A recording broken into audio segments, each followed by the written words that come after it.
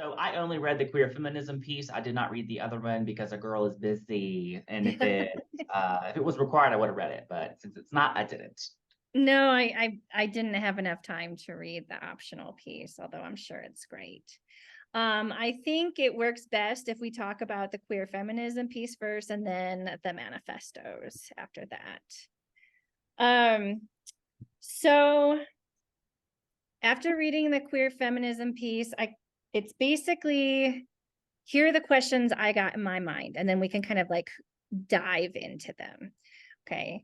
So basically, they're talking about the splits, controversy, whatever you want to call it, between feminism, and we can go more into that, and queer theory. And then they are kind of picking apart that feminism is divided between sexuality and gender. And within that concept, some have debated that gender belongs to feminism and sexuality belongs to queer theory. There's also this issue of time, and is it linear? And is queer theory connected to feminism? Should it be separated from them? And how do we acknowledge that it all works together? And yeah, that's pretty much it that I got so far. Yeah. Yeah, that's the whole article. Yeah. I wrote down like some notes and stuff like that, but that's pretty much the key points that I got. Yeah, for sure. So I think, and I will preface and say that for our book review for this course, I read Feminism is Queer. So I have way more knowledge on this particular conversation than you folks might. And I think one thing that really stuck out to me is the way how they're using the word sex and sexuality interchangeably to mean the same thing. And something that I'll speak to whenever you if you watch my book review is and it's, I believe her name, and I might pronounce it wrong, so Jessica, feel free to correct me if I say it wrong, but Marinucci, so Marinucci is what I'm going to say, uses gender sex to refer to biological sex as opposed to gender. And then she also uses sexuality as well. And then with regard to gender, she specifically goes into gender identity and gender expression. So with regard to defining terms, that book in that space, it's a lot more clear with regard to how we're having conversations. So for me, it was very challenging because if we're going to speak about gender, we too need to speak about the social movement that has challenged and not challenged current definitions from a medical lens or lack thereof of biological sex. So that was something that I thought was missing from this chapter, which isn't related to kind of should queer and feminist theory be together or not. But that's something that I wanted to point out that I felt could be further defined to frame the conversation of gender and feminism in regards to sexuality a little more clearly and tightly coupled, if you will. Can I add something? Yeah, I also felt like the definition of sexuality was very loose, because it first starts out by saying that sexuality is, and I had it written down, but basically just kind of like the erotic nature of it. Desire, right? Yes. Right. And so Well, and that's I think great. That's great that it divides it into like who you want to be with, but where does self-identification come from with that? And then in Right. regards to gender, I really thought the piece was very binary, because it only talks about like feminism within the context of women. And I'm like, what about a male feminist? And what about a queer male feminist? And where does all of that fit into it? So Amen to that. And my challenge, again, since we're talking definitions right now, is I would not have used the term sexuality. I would have used the term sexualities to specifically signify that there is more than one. And furthermore, if they're going to specifically name desire, they need to frame desire more intentionally. Like, what kind of desire? Is it physical desire? Is it emotional desire? Is it a desire for intimacy that is specific to how the individual person identifies that intimacy, right? So like, what is desire, right?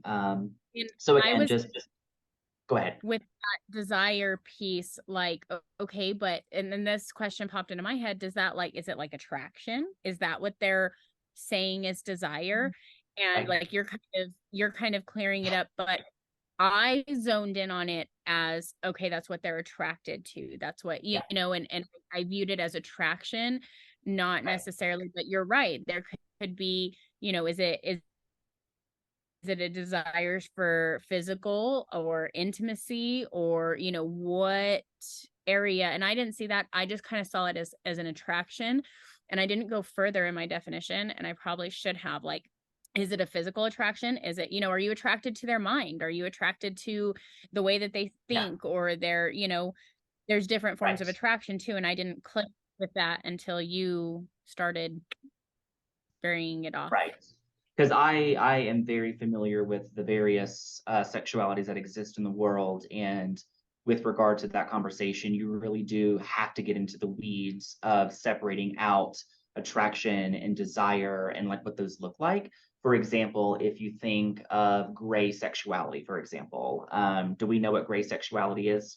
Yes. Okay, cool. So the way that I see this is if I identify as a gray sexual person, I could theoretically have an attraction, let's say, to Tom Hanks. I find him attractive. I find him appealing. Looking at him makes me happy on the inside, but I have no desire to be physically intimate with him, right? And I think, again, like desire should have been further defined, and then the corresponding or adjacent terms that support desire should have been named directly. And perhaps, and again, I think this piece for me was it was in the clouds and looking at the overarching kind of what I like to call the umbrella term, the umbrella theory that encapsulates the weeds and the details. But for me, with regard to deciding if these should work together or be separate spaces, it's hard to really frame that conversation and ask those questions without bringing in some of the key details that are essentially the posts to the foundation. So that was kind of my overarching thought with terminology. My so I was following along with who you're attracted to, but I also feel like that's like an exterior thing. And I think that just because you're attracted to someone doesn't necessarily define who you are as a person. And so I Sure. found that very like limiting for like that identification piece with your Absolutely. sexuality. Absolutely. Yeah. Yeah. I Mhm. I kind of go back to, why do we have to have identifiers in ways? Like, why do we put so much into, I mean, I understand that you can identify as something on your own, and that is who you are, and that is empowerment for you. But why does, like, the government or this put so much stock into identifiers and what sanction? Does that make sense? Like, not, am I off in left field here? Because you're kind of looking at me like I'm crazy. I don't think so. I think it ties back to various conversations that we've had, and not only in this course, but other courses about the patriarchy and white supremacy and the desire to control, right? To control the narrative, to control the process, to control the system, and to control the people. They're all about the Right. power. That's what I'm going after. It was like, I feel like it's almost like they're trying to sector us in order to continue to have power. Right. And that's why the, and this brings into question the piece of, the gender versus sexualities. I'm going to say plural because there's more than one now. I learned that. Sexualities. I think that comes into a play because in reading one of the manifestos, I think it was the boy, what was it called? The boy funk manifesto. He talks about the separation of gender and sex, and and I was like, well, I always thought they were two separate things. Like, you can have a biological sex and have a different gender identity. Like I never thought that there was an overlap. Does that make sense? Like, why are we making this? I don't know, maybe I'm just ignorant and I should just listen, but I question, why is it such a, So can I say that Yeah, you're not I was saying one ignorant? more thing too. You're not ignorant, yeah, first of all. I No. think again, it really depends on your epistemology, right? And again, I'm trying not to give too much because I don't want to ruin my book presentation, but Right. there's an entire chapter in the book that specifically talks about this particular conversation, like, is gender different from sex and who gets to say so, right? And it specifically speaks to the leaders of this conversation, quote unquote, in history, which are medical professionals.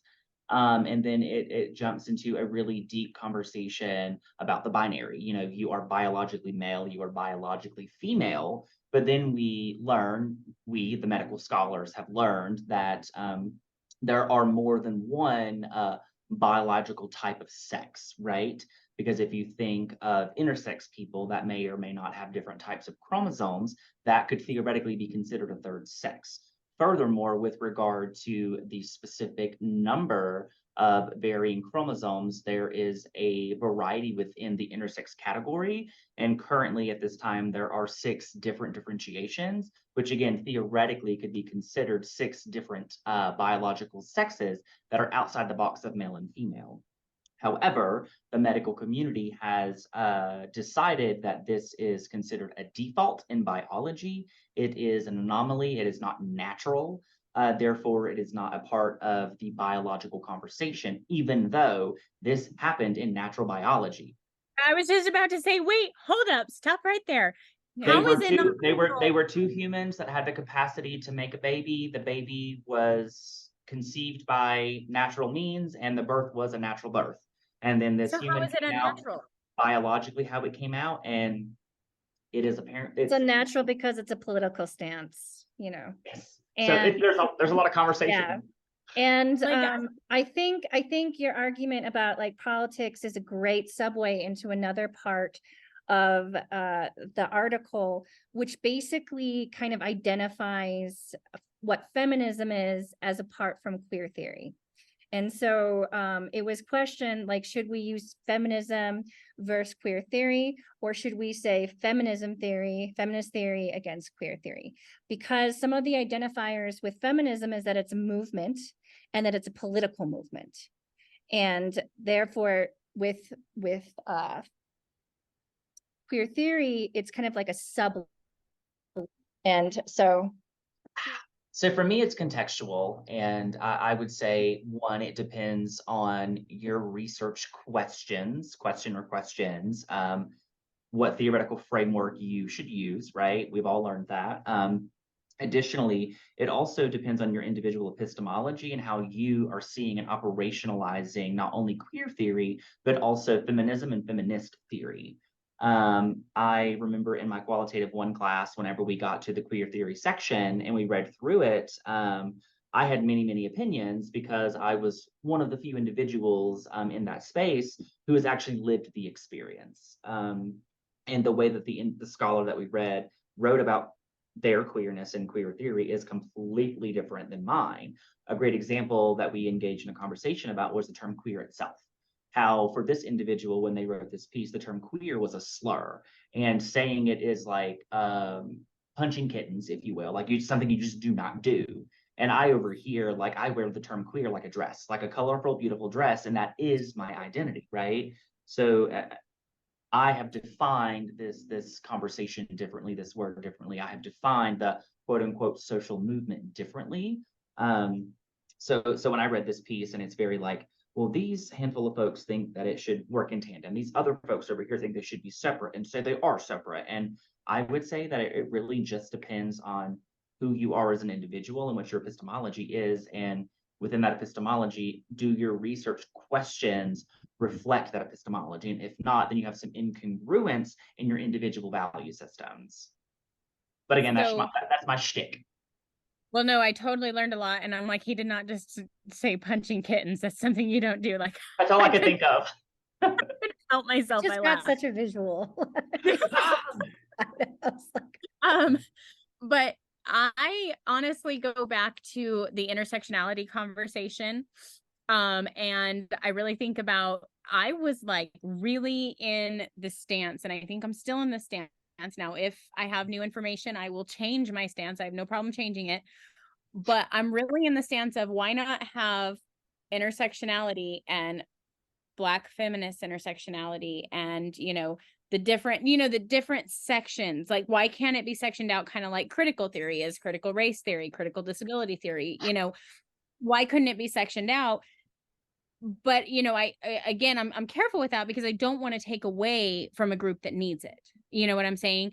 But, and I agree with you that queer theory or feminist theory depends on your question. Really depends on your question.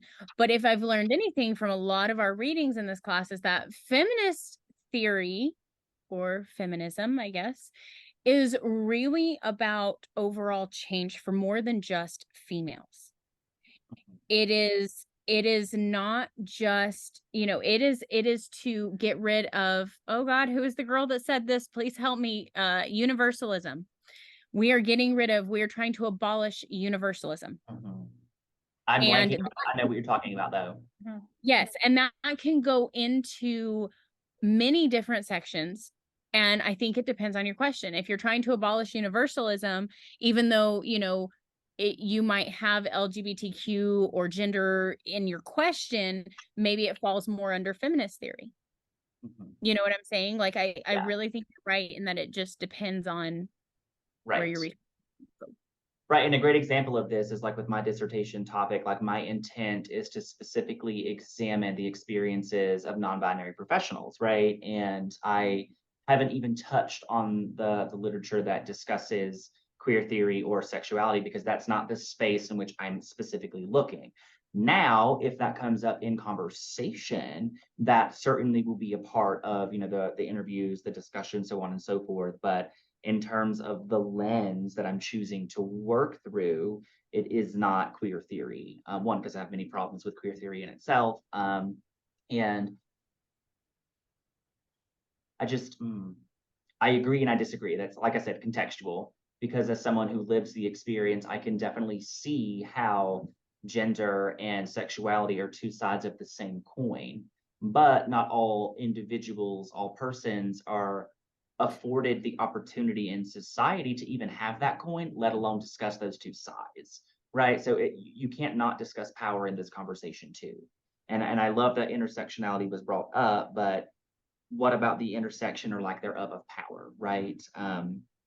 Because again, queer theory, if we're going to be critical, is written for white men by white men, period, right? Which is why queer theory came out, because it wanted to specifically speak to the intersection of sexualities as well as being a person of color, right? So if we're really talking about like intersectionality here, is this piece really speaking to it other than just naming it because it's a buzzword? No. So, she froze. She froze again. Tyler, can you answer this question for me? Because I felt like the article insinuated that queer theory came out of feminism. But do you think that they are two completely separate things that were paired together? And so this is kind of like queer theory's fight to have their own identity, or do you think that they should stay together with feminism as a concept, an overarching umbrella? If I'm being honest, I don't have an answer for you. I think I'm still marinating on where I fall on the fence, if you will. And with regard to social movements, since that's kind of where we've discussed thus far, the feminist social movement as well as the queer social movement essentially happened at the same time. They're very parallel. Because I remember like in my I'm taking a leadership theory class right now too, and we were specifically looking at leadership theory through the various social movements in the last like 200 years. And it's very interesting to see how very closely related like the feminist movement is to the queer movement, even down to like 5 years. So I think with regard, and this is how I see it, with regard to the patriarchy, it's very easy to lump the in-group and the out-group together. And everyone that's a part of the out-group is considered on the margin. And again, this is a part of the book, but that's where the term marginalization came from, or being marginalized, right? Is because those individuals are at the margins of that circle. And I think that with regard to experiences of oppression for the folks in power, it's easier just to say all of these folks, period, are oppressed. The gays, the girls, blacks, everybody else, so on and so forth. And they don't really care to have any intentional conversation about the differences and the intensity and the frequency of said oppression.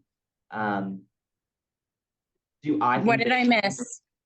So she, I asked Tyler, I felt like the article insinuated that queer theory came out of feminism. And so my question for him was, were they two separate identities that kind of coexist and they're being grouped together, and that's the kind of controversy? Or did it come as like a sublet out of feminism and they want to be their own independent thing? Oh, that's a good question. yeah, so again, I think it's contextual and it depends on who you ask. I think that in certain contexts, it is perfectly appropriate for feminism and for queer theory to be their own separate conversations.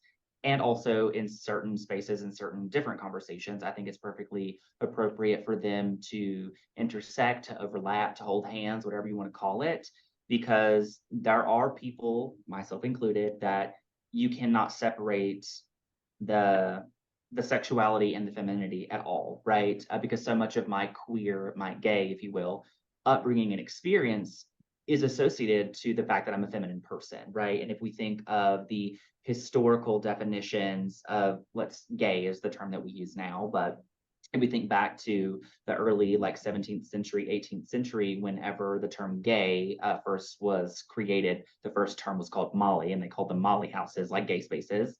The stereotype that was associated to it were queer people like myself, who are very obviously gay and very feminine, right? So being effeminate got associated to being queer, right? That gender conversation got associated to being queer, and because it's a gender conversation, a gender expression conversation, people are now choosing to lump it together with feminism theory, because feminism theory is really speaking to sex and gender, right?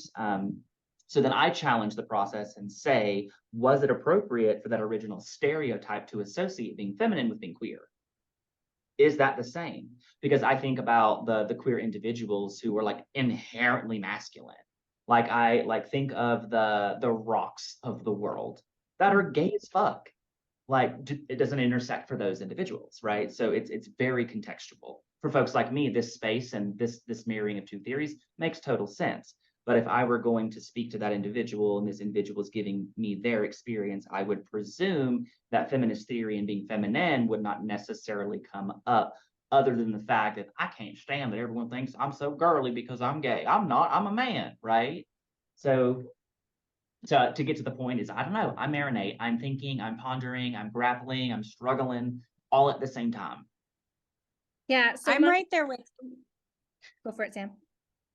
Oh, I was just going to say, I'm right there with you, just because I feel very ignorant about these subjects. And I just want to soak up as much information as I can before I have a definitive thought on it. Does that make sense? And I can honestly see it from all, except for, your white asexual, or not asexual, that's the wrong word, your white cis people that think that they're high and mighty, I guess is the words I'm looking for. I can't see it from their side, but I can see I can see the points, all the other points that you made about, the different angles of looking at it and the different, types of people. I can see and understand that, but yeah. My biggest takeaway, and then I think we should probably jump into the other part. But my biggest takeaway from the article, and my conclusion is what I say is why do we have to separate sexuality and gender with either? Why can't there be sexuality and gender for feminism? And why can't there be sexuality and gender for queer theory? End of story. Oh, That is an interesting, and that goes in along with my separations. I just didn't see it separated that way, but I like separating them out and giving them, the space that they need. Does that make sense? The space for their voice, that way they can take the stage and fight for, you know, their equity.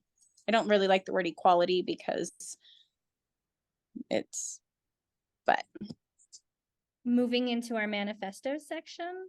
So I even brought it up in our last conversation. Like, I'm most familiar with Valerie Solana's Scum Manifesto, Society for Cutting Up Men. And it's violent and it's brutal and it's amazing and it's all of those crazy things. And I had read it a long time ago, and then I was rereading excerpts, and I was like, damn, like, she is just everything that they said in Manifesto is like unforgiving in her own way. But I chose to read 2 other manifestos, and I actually got the book on Kindle, and so then I was kind of like perusing all the options. And the first one I went through, actually, I was like looking at the dates, and I was just like, what? When was this written? So my first one that I read, Anarchy and the Sex Question. And the author, her name is Emma Goldman, and it was written in 1896. And basically, you can sum it up, the whole thing. Basically, what she's saying is fuck marriage. And she's saying that if you're in a marriage that is not mutual and there's not a mutual partnership, then every act that happens within that marriage is no better than prostitution or rape. And as a matter of fact, sex workers have more freedom to be able to do and choose what they want. So she was also a proponent of free love and giving sex workers rights, and she was kind of a woman ahead of her time. And then I really like did a deep dive into who this woman was, and she was originally born in the Soviet Union, and well, prior to it, in territory of Russia, and then she was Jewish, born of a Jewish family, came to New York City. She married a guy, but then quickly realized he was impotent, and then she, you know, didn't want to have their marriage completely fell apart, and he threatened he was going to be suicidal if she left him. And then that kind of just spurred into a lot of other things, and she became like this crazy anarchist that was like imprisoned several times. So just reading her words, which seems so contemporary, that it doesn't seem like it was written of that time.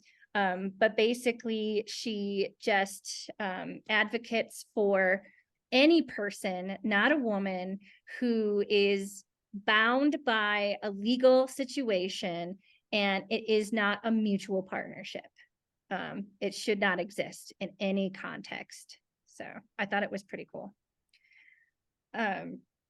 My second one, which it was like the happiest manifesto I've ever read, and I was just kind of like scrolling down, and this was written in the 70s, and it was called Manifesto for the Singles, I think.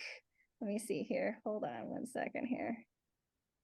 So, the Singles Manifesto by Marie Edwards. And it is the most like delightful, like happy, feel good for yourself manifesto. And I just have 3 things I wanted to read from that. So I highlighted, she separates it into like 3 different sections. And the first article that she calls it is Attitude Towards Self. And there's 8 different parts of it that you should think of with your attitude towards yourself. I'm going to read number 7. I will take an entirely new look at loneliness, knowing there is a vast difference between loneliness and being alone, realizing further that loneliness is a part of the human condition and that facing it when it happens will allow me to appreciate the positive side of being alone.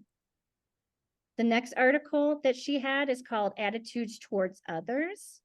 And this one has 4 different kind of concepts. The one I highlighted was, instead of searching for the one and only, I will realize the tremendous importance of friendships and will develop understanding, worthwhile friends worthwhile friends of being the same and opposite sex, I will realize that platonic friendships are not only possible, but a necessary part of a successful single life. And then the last one is attitude towards society. And the one that I highlighted was, finally, I will do my part in every way to promote goodwill between marrieds and singles, because misunderstandings will be diminished only when each of us, as a unique human being, realizes that being self-aware, autonomous, free, self-fulfilled, and whole has nothing whatsoever to do with being either married or single, but in the final analysis comes from being ourselves.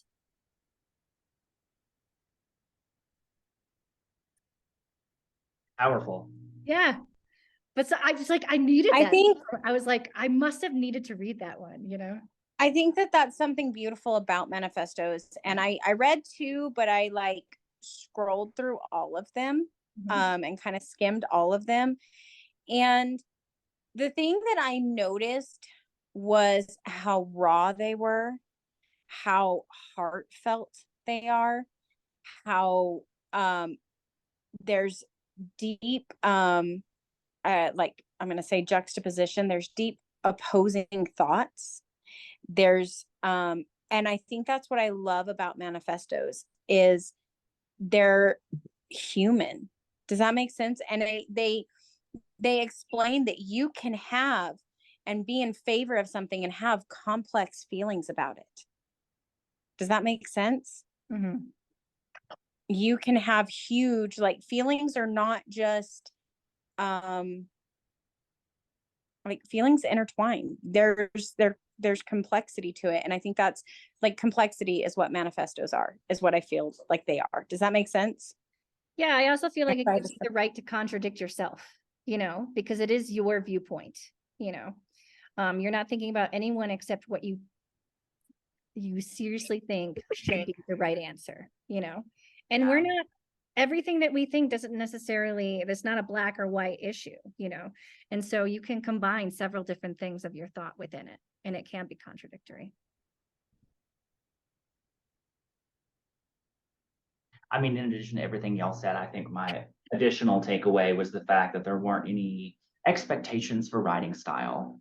Because I personally am so exhausted of having to write to the professor or write a dissertation in a certain way just to get the degree. Like, we talk about being a social justice program, like in our program, but then they tell us to do these things that perpetuate the patriarchy. And like, have you checked yourself and your curriculum, sis? So, anyways, I have feelings. So I love that these folks were able to write freely with no regard for a fucking grade. Anyways, but the two that I read, I read I Want a President, which was written, oh snap, I clicked the wrong way, which was written by Zoe Leonard in 1992. And essentially this piece is a bit her saying, them saying that they want a president that represents essentially the other, the individual that's on the margin. And they go on to list that they want a person with AIDS as president. They want a person with bad teeth. They want a person with no health coverage. They want a person that has food stamps, like X, Y, and Z. And then at the very end of the piece, they go on to say, when did we as a society learn to always have a clown in leadership, always a John and never a hooker, always a boss who's never a worker, right? And really speaking to this separation of like the in-group, the group in power versus everybody else. Why do those handful of folks in the inner group get to lead when they've never known a hard day in their life, a hard day in quote unquote reality, if you will? And it was really interesting because we always talk about like by the people for the people, or at least in my workspace that we do, when in reality, our entire system is not built by the people for the people. It's built by the privileged for the privileged, and we just live in it, right? We are essentially the worker bees, if you will, that keep them sitting at the position of power, right? And so many of us are afraid to realistically challenge the system for fear of what will happen, that we sit here and we have these great conversations and we write on Facebook and we write on Instagram and we'll make some picket signs outside of like White Houses and stuff, but none of those things ever really amount to change. And I think that's ultimately what they were getting to in this piece. And then the next piece, I really liked this piece. It was written, and it doesn't say who it was written by. It just says written by ACT UP. It's called Queer Nation Manifesto, Queers Read This, written 1990. And it's like 10 pages, it's long. But it really speaks into existence, the call to action for being queer. And the very first, I guess, like longer paragraph is it really names the queer experience. And it speaks into, it says, being queer means leading a different sort of life. It's not about the mainstream profit margins, patriotism, patriarchy, or being assimilated. It's not about executive directors, privilege, and elitism. It's about being on the margin, defining ourselves. It's about gender fuck and secrets. What's beneath the belt and deep inside the heart. It's about the night. Being queer is grassroots because we know that every one of us, everybody, every cunt, every heart, every dick and ass in the world of pleasure waiting for us to be explored. And it literally is speaking to the fact that like queer people have to live in the dark, and we intentionally have to shut ourselves away and shy ourselves away because that is the reality that we live in. And then it goes on to speak about queer anger, it speaks about queer artists, and then it goes into essentially a manifesto of if you're queer, shout with me. Then there's an entire space of the artist shouting. There's an entire space of the artist saying, I hate you. And then the artist just lists things that they hate. And then it goes on to say, where are my sisters? Who are my sisters? And then essentially a call to action to like reclaim being queer in the daylight, which I think is so powerful because like I, as a queer person, still to this day, like my queerness stays in the dark. Like I dress a certain way for work. I act a certain way at work. I use and don't use certain terms at work out of self-preservation and safety. And then when I am so fed up with it and I have to be queer, the only place that I have is to go to Albuquerque to go to the gay bars and be around other queer people at nighttime in a safe space because other spaces are not for me, right? Like even in this moment, getting kind of riled up about like the writing style and like being more queer in my space, I'm already But even at that, the feedback even of at what that, folks are going to say on this video, which oh, goes directly to what oh, this why am I manifesto freezing? is saying. No, we see you, we hear you, Sam. Go ahead, babe. Even okay, even with that though, I question, you say, and I mean, it's so sad that, you can't feel safe in your own skin wherever you are. But you're like, I have to go to Albuquerque to be around other queer people, at night to feel safe. But are you really safe there? Because we got some crazy people in here that do not. And I mean, honestly, like, I think it's wrong that and I think these manifestos call to action this problem that people should be able to feel safe wherever they are in their own skin. Yeah. And whoever they are. Yeah. That safety where you just said safe, it hurt my heart. It's a real thing. Yeah. I love your reaction to this too, Sam, because that's exactly what a manifesto should like take and create from the response. That's why it was written, to get mad, to get angry, to then be able to put an action to what this, horrible thing is, this pretext that we've created and spouted on the rooftops, so. Yeah, and the queer movement is still so fresh, like with regard to the legal policy for change. Because I was doing some research in my leadership theory class, and I didn't know this, but I just found it out, like a couple weeks ago, that being queer in public, like kissing, holding hands, all that jazz, was illegal until 2003. In society in the US? Uh-huh. I mean, I did not know that. I know in some countries it's still very much illegal. Right, but like again, this was my lack of knowledge Yeah. of queer history, but like I thought like our social movement was so much further down the road, but then I realized it's not, right? Not for it being 2023. I was like, that's only 20 years ago. What? I know, it's terrifying. Yeah. But I also thought the 90s were 10 years ago, so I'm aging myself. Right. But no, seriously, it's unfathomable to think about, because I think when you start to think about rights for women and rights for people of color, you kind of put queer theory in that category and almost feel like at least acknowledgement was made. And then to hear something, a statistic like that, and be like, nope, we are so far behind everybody else with rights and privileges, it's not even funny. And I think that needs to be made more aware of, because we can't do anything about it until people know. I think they've just kind of like pushed it under, the rug. And I asked somebody that works for our district to, trying not to give things away, but they went through this same program. They have their doctorate, and